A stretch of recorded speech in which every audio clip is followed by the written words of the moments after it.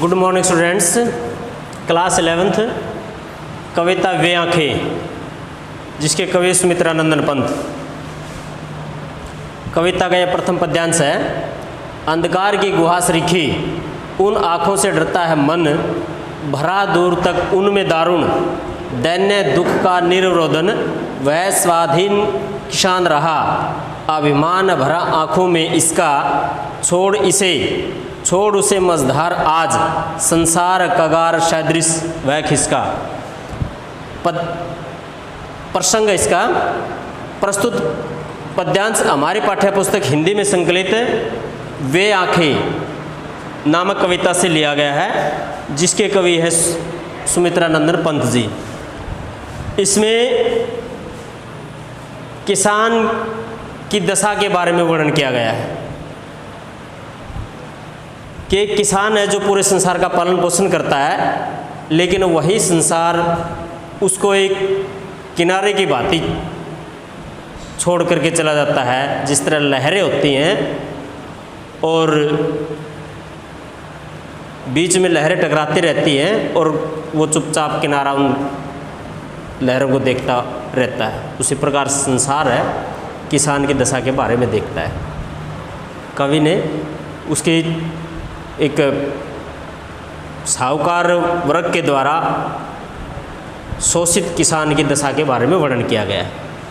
कवि कहता है कि अंधकार की गुहा सरीखी, उन आँखों से डरता है मन।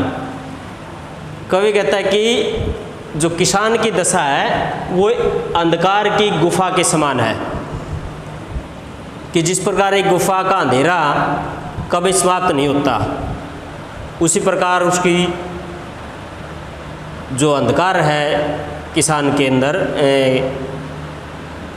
दुख दर्द हैं वो कभी भी समाप्त नहीं होते। उन आँखों से डरता है मन, यानी उसकी आँखों में जो व्याप्त डर है, पीड़ा है, दर्द है, उन आँखों से मन डरता है। कवि कहता है कि उन आँखों को देख करके, उन आँखों में उसके पीड़ित दर्द, उनके पीड़ाओं को देख करके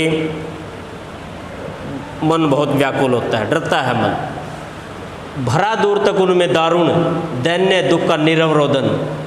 भरा दूर तक भरा हुआ है, दारुण अत्यधिक, दारुण मतलब होता है अत्यधिक, दैन्य मैंने दीनता, यानी उन आँखों में एक अत्यधिक दीनता से भरा हुआ दुख का निरवरोधन है।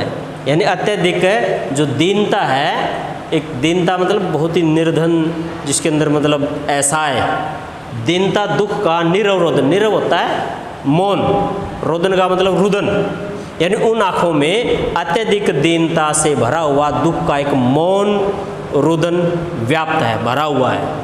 यानी उन आँखों के अंदर ऐसा है कि मतलब बहुत पीड़ाएँ भरी हुई हैं और चुपचाप उनको वो रुदन कर रहा है, मतलब उसकी पीड़ा किसी को, संसार को दिखाई नहीं देती है।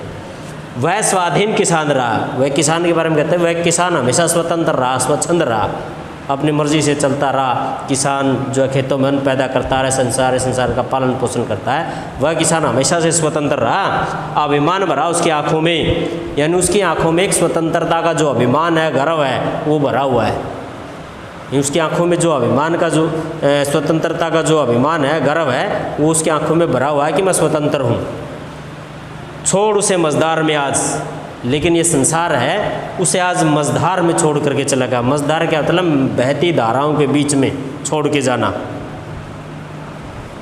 संसार का सदृश, संसार उस कगार मतलब एक किनारे के समान खिसक गया, मतलब दूर गया। जिस तरह से एक किनारा होता है, बहती धाराओं से दूर खड़ा रहता है, चुपचाप खड़ा होकर के उन बहती धाराओं को देखता रहता है, उसी प्रकार वह संसार एक किनारे की तरह उन मझधार में छोड़ा हुआ जो किसान है, उस किसान के बारे में मतलब एक चुपचाप मतलब दूर खिसक गया, उस किनारे के समान दूर से देखता रहा है। उस किनारे के समान वो संसार उस किसान की हालत को चुपचाप देखता रहा कि वो आज मतलब उसकी संभाल लेने वाला कोई भी नहीं है, उसकी सुध लेने वाला कोई नहीं है। जिस प्रकार धाराएं समुद्र में बहती रहती हैं और जो किनारा उन चुपचाप उन धाराओं को देखता रहता है और उसी प्रकार ये संसार है उस मझधार के बीच में उस किसान की दशा को, मतलब किसान को छोड़ करके चला गया।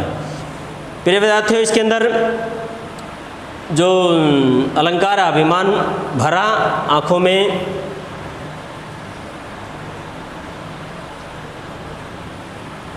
उपमा अलंकार है,